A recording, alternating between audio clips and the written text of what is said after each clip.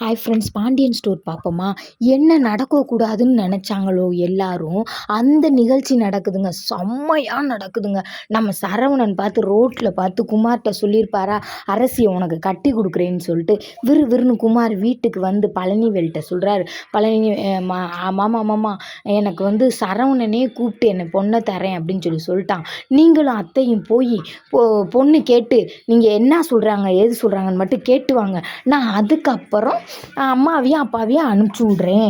இனிமேல் நான் கொடிக்கிட்ட பேசி பழகி அவங்க அந்த பொண்ணு கூட செட் ஆனதுக்கப்புறம் எனக்கு கல்யாணம் வைக்கிறதுக்கு அரசி தான் எனக்கு கரெக்டான பொருத்தம். நான் அரசியவே கல்யாணம் பண்ணிக்கிறேன். எனக்கு அரசி இருந்தால் போதும் அப்படின்னு சொல்கிறார். அப்படியெல்லாம் நான் சரவணன் சொல்லியிருக்க மாட்டேன், நீயா சொல்கிற அப்படின்னு சொல்லி பழனிவேல் சொல்கிறார். நீ போய் கேட்டுட்டு வாமாம்மா அப்படின்னு சொல்லி அனுப்பிச்சி விட்றாங்க. அப்போ அவங்க அத்தை கேட்குறாங்க, என்னடா சொல்கிற, உனக்கு அப்போ இந்த கொடி பொண்ணு வேணாமா?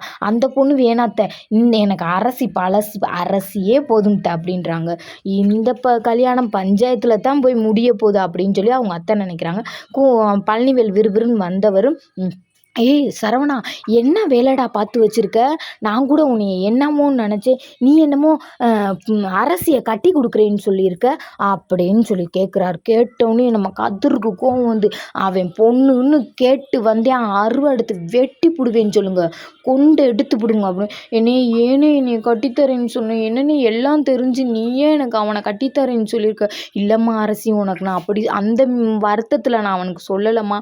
நான் படுற வேதனை அவன் படக்கூடாதுன்றதுக்காண்டி எவ்வளவோ எடுத்து சொன்னேம்மா. அவன் தப்பாக நினச்சிக்கிட்டேம்மா. என்னை எல்லாரும் மன்னிச்சிருங்க.